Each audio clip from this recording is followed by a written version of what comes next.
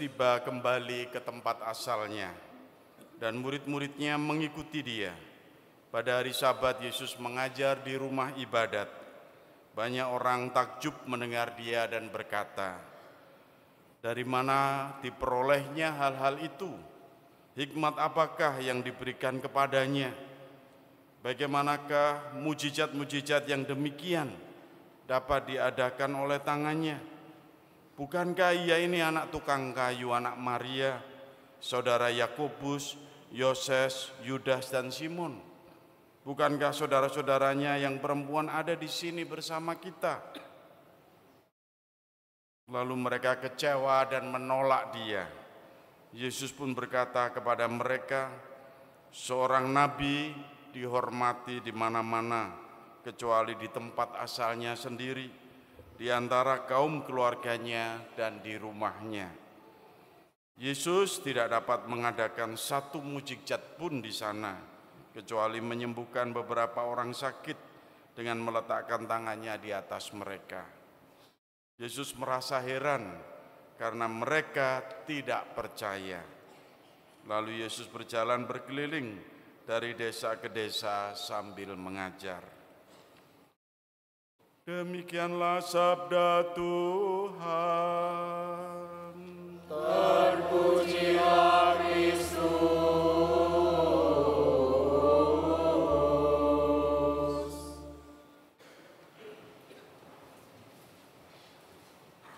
Ibu, Bapak, saudara-saudariku yang terkasih dalam Kristus, itu ada pepatah dalam kehidupan kita yang mengatakan jangan menilai orang itu dari covernya, jangan menilai orang dari penampilannya. Don't judge the book from the cover.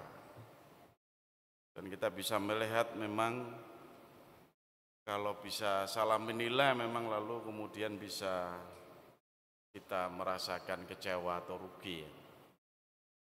Saya cerita sebaliknya. 10 tahun yang lalu itu waktu pemilihan Presiden Jokowi melawan Bapak Prabowo ini. Dia disebut sebagai cebong. Cebong ini presiden kok kerempeng, presiden kok tidak meyakinkan gitu. Kita melihat 10 tahun yang lalu bagaimana ujaran meremehkan presiden kita Bapak Joko Widodo. Nek baju pakai baju rasanya gak pantas kabeh, gak karu-karuan. Anak tukang kayu dari pinggir sungai tepian kota Solo, apa ya pantas memimpin negara Indonesia itu. Ya kalau lihat penampilan sebelumnya Presiden SBY kita lihat gagah, mantap, wah perkasa sekali kelihatan, tapi ya begitu aja. Dan kita bisa melihat presiden yang kecil, nggak karuan, nggak penampilannya nggak meyakinkan, bisa jadi mau dibawa Indonesia ini kemana gitu ya.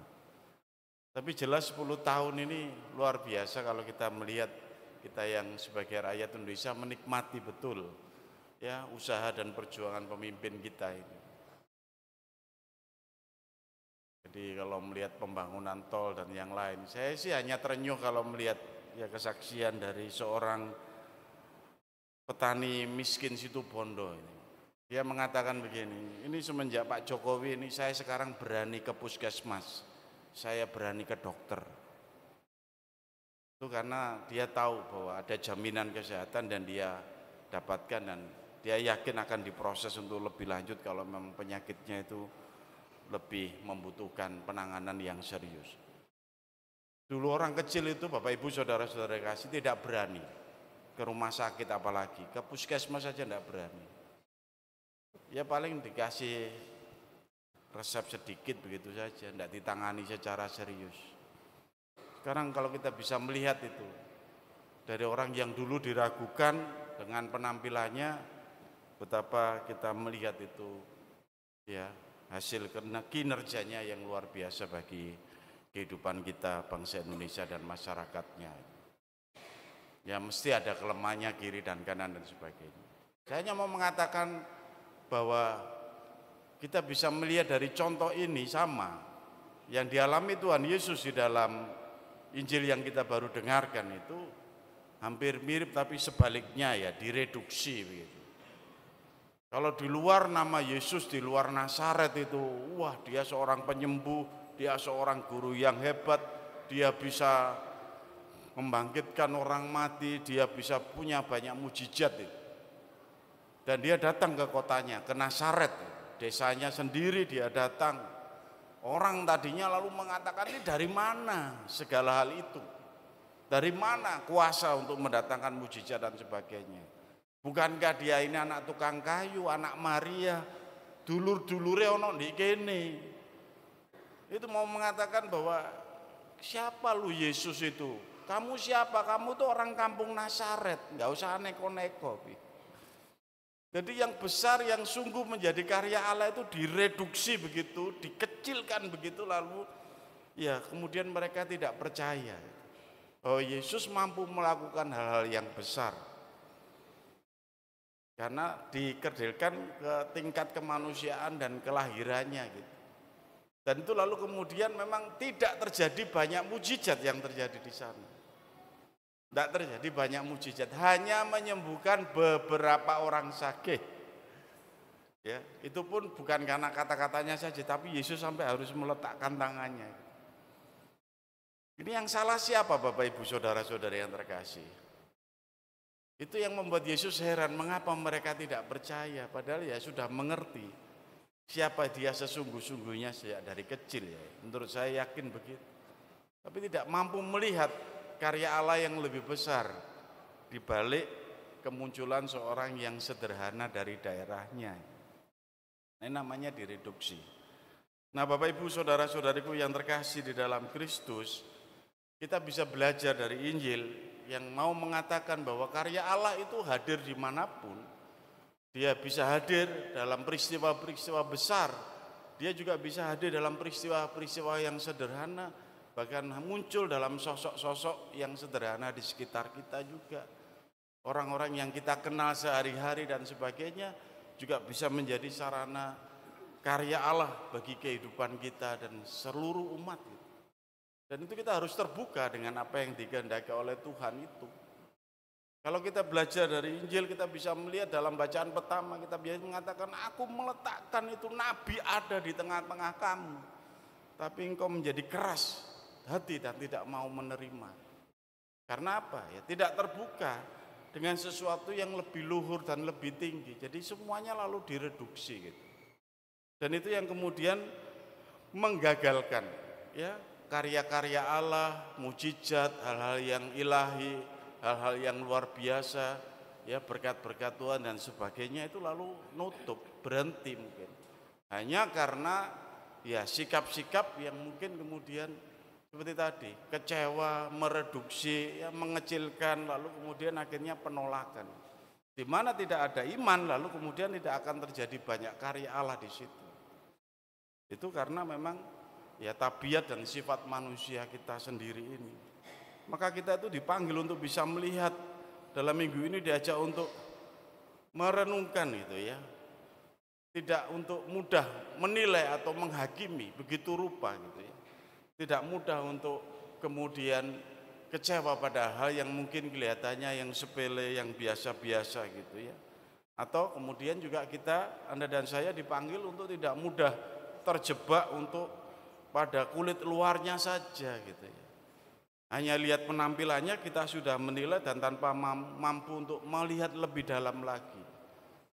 Ini kalau kemudian orang melihat penampilan Yesus, orang-orang Farisi dan orang-orang Nazaret ini lalu kecewa, sehingga lalu kemudian tidak banyak terjadi mujizat itu karena tadi ya melihat permukaannya saja, covernya saja. Tantangan milenial kita apa? Kita bisa merenungkan dari sabda Tuhan dalam hidup kita saat ini. Bapak Ibu saudara-saudari yang terkasih, zaman ini tuh zaman memukau. Zaman kita ini zaman kemasan. Justru sekarang itu yang digembor-gemborkan itu covernya. Justru yang membuat orang itu terjebak dan jatuh itu adalah ya promosinya, awalannya kan begitu ya, penampilannya. Banyak sekali orang sekarang itu bahkan sampai mau bunuh diri dikejar-kejar ojol. Kok ojol? Pinjol. Akhirnya podo ol kabeh. Kena pinjol ini awalnya gampang, nanti mudah, ini begini gampang mengembalikan ini dan sebagainya. Kemasannya awal menarik, saat kemudian terjerat, dikejar-kejar, gak karu-karuan. Demikian juga yang lain juga, penampilan, hati-hati anak muda juga ini ya, tertarik dengan awalnya penampilan, belum tentu menjamin, kelihatan soleha, kelihatannya baik, kelihatannya mening, kelihatannya bening, belum tentu. Nah, ini kan penampilan itu, kita bisa melihat zaman ini zaman penampilan, kemasannya.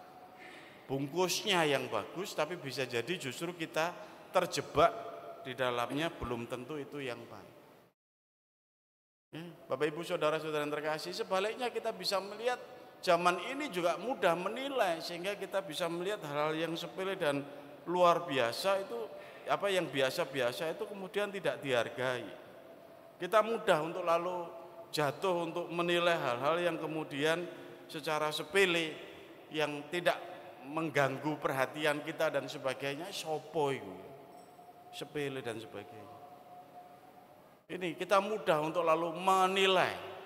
Di zaman kemasan era milenial ini, Anda dan saya itu malah kemudian bukan lagi memilih-milih, tapi kita malah kemudian terpapar dengan banyak pilihan yang ditawarkan itu, sehingga lalu ikut-ikutan ya. Bahkan mungkin terhasut dengan hal-hal yang penampakan covernya itu yang hebat-hebat luar biasa, tapi belum tentu bermutu. Tapi kita malah kemudian melalaikan hal-hal yang sederhana, hal-hal yang biasa-biasa yang ternyata itu sungguh ternyata menyelamatkan. Hal-hal yang ternyata kemudian berguna, hal-hal yang ternyata kemudian memberikan banyak dampak dan manfaat dalam kehidupan kita. Nah, ini Bapak Ibu saudara-saudari yang terkasih, kita bisa melihat dalam kehidupan kita lalu diajak untuk kemudian lebih kritis di dalam menilai, lebih kritis untuk menimbang-nimbang dalam kehidupan kita, dan berani untuk terbuka kepada Tuhan untuk hal-hal yang mungkin yang sederhana dan mungkin yang biasa-biasa. Karena kalau kita tidak meletakkan hal tersebut pada tempatnya yang sesungguhnya dan percaya kepada Tuhan, lalu kemudian dikatakan mujizat itu tidak akan hadir bila kita sendiri tidak percaya dan tidak yakin. Lu Romo ngomongnya aja dur-dur. Oke, saya sederhanakan. Percayakah Anda dengan pasangan Anda yang mampu akan membahagiakan hidup Anda? Dengan suamimu, dengan istrimu? Atau lebih percaya pada glamornya media sosial? Anda percaya enggak dengan anak-anak Anda, dengan keterbatasan dan kelebihannya sekarang ini? Itu anak-anakku yang akan aku bisa banggakan, yang bisa akan membuat aku bahagia. Atau kita enggak percaya? Kalau kita enggak percaya, kita enggak akan menemukan rahmat yang luar biasa. Percaya enggak kita dengan orang-orang lingkungan kita, dengan orang-orang wilayah kita?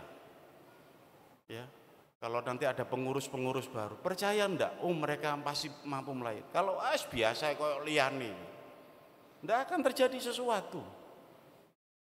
Percaya enggak yang kaum muda Anda percaya dengan pacar Anda yang Anda pilih saat ini, dengan kelebihan dan kelemahannya, itu mampu untuk membahagiakan hidup Anda juga seumur hidup.